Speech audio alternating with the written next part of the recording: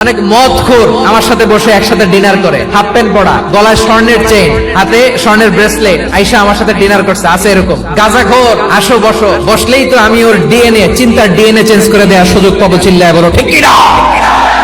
আমার অনেক হিন্দু পরিচিত ভাই আছে, ওরা আমাদের ইফতারের প্রোগ্রামে এসে একসাথে ইফতারি করে। বিশ্বনবী ইহুদির বাড়িতে গেলেন, আর আমার মুসলমান ভাই আমার কাফের বলে, এরকম আছে না নাই?